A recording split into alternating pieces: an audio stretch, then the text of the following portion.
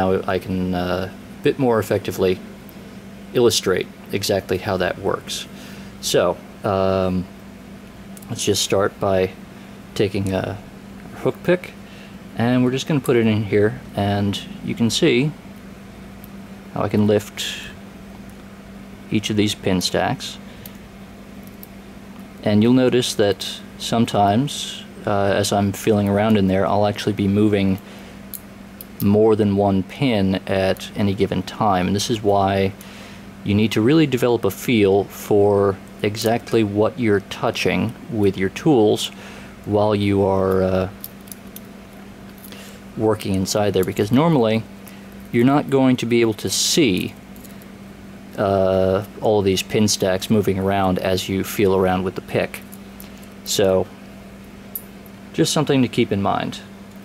And today we're just going to be using first the hook pick and a standard tension tool. This is just my personal favorite one. Doesn't matter if yours has a flat handle or a twist handle, or if it is long or short. It's whatever works for you, just as long as you can apply the right amount of pressure. Now I usually like to try to reach as far into the lock with my pick as I can to start by attacking those rear pin stacks. And actually I'm going way too far here because you can see me wiggling around and there. But so let's see, if I start applying tension, okay, that one's binding. Now here's where very light tension plays a role, because I don't know how well it's going to actually show up in the finished video, but just about all of these pins have a very slight spool shape to them. And I don't know whether that's intentional or whether that's an accident of the way that these pins are manufactured, but they all seem to have slight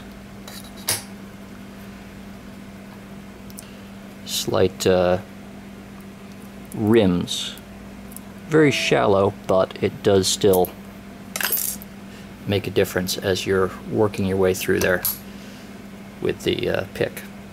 So, just seeing how that works, you just go along, push them up one at a time until this pin here is above the shear line, and the key pin, which is in here, and you can see coming up as I raise them very high. There you go, you can see both of them at the same time now.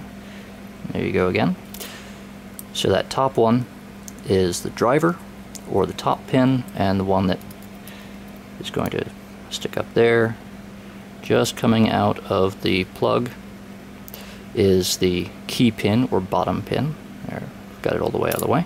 And now, because we do still have a few minutes here, I'm going to show you how the comb pick attack works, where you can actually see what's going on inside the pin chambers. So, if you remember, comb picks looks kind of like one of those old-fashioned rakes, like the gardening implement, not the lock-picking tool. And what you need to do is you need to be able to figure out exactly how many pin stacks there are in the lock and try to figure out what their spacing is. If I take another one of these comb picks, like say this 7-pin one. Okay, so the spacing isn't too bad, but that's not a pin stack. I can't actually do anything to that because that just applies tension to the core. There's no way for me to reach it, and pushing it out of the way isn't going to give us any sort of help here.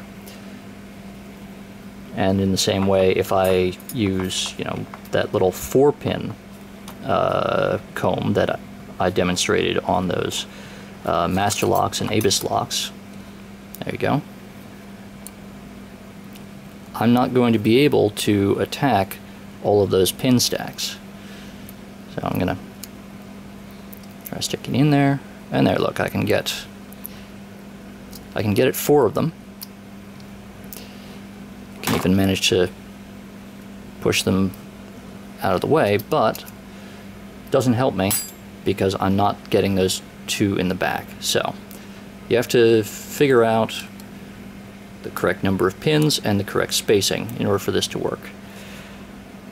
Now I'm also going to cheat a little bit on this because this lock, and I haven't been able to figure out exactly where it's coming from, but there's a lot of tension here. It might be because I haven't been able to completely clear away all of the debris from when someone milled all these holes in the case, or maybe it's just that this tension spring here and the springs in the latches really do put up that much pressure.